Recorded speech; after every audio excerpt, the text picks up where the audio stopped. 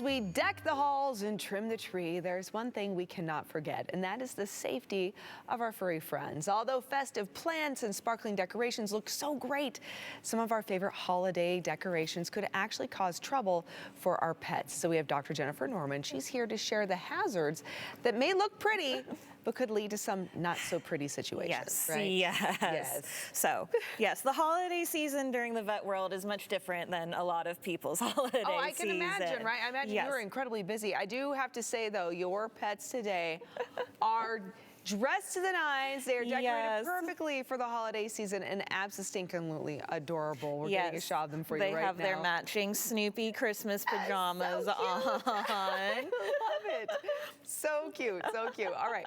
So like you had said, though, it's that time of year where, you know, we're decorating makes you really busy. Yes. So let's talk about why you're so busy. What are some of the biggest hazards for pets this time of some year? of the biggest hazards are we have all these decorations that we don't have the rest of the year. So they think that they are new toys for them most of the time.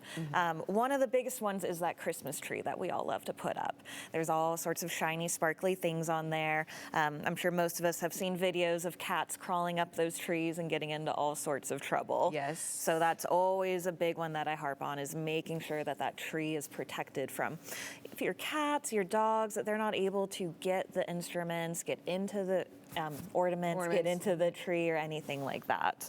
Okay, well, I mean, the scene that always comes to mind whenever we talk about this is from Christmas Vacation with Chevy Chase. Yes. The kitty cat that chews on the Christmas tree lights. Yep. We all know what happens to that poor kitty. Yep, and electric burns, they're something that we see with our Yes. Christmas lights. Tinsel is another really distracting one for our cats that they like to get into. Okay, and what can happen if an animal ingests something like tinsel? So tinsel, since it's long and stringy, that doesn't often pass through them. That can often become an obstruction. So that is something that often does require surgery if they eat large amounts of it. Oh, no. Yeah, so we don't want that. No, we don't want that. Don't want that around the holidays. So just being cautious of that. If your animal seems a little bit too interested in any of the decorations, either blocking them off or maybe just appreciating them at your friend's house and not your own. What if you have a real tree and there's, you have to water it on a regular basis, right? Water basin. I know there's some animals that like to kind of get in there too. Should we be concerned about that exposure to the water under the tree? I mean, could there be like fertilizers or things in it? As long as what I say is, if you're getting a tree from a tree lot, you're kind of making sure everything's trimmed off. Yes. You're using water from your home that you likely use from your faucet to feed your to give to your pet. Not too likely that they're going to get anything from that. Okay, great. Yeah. Good. So Okay, good. Don't worry about that one too much. That's one you don't need to focus on.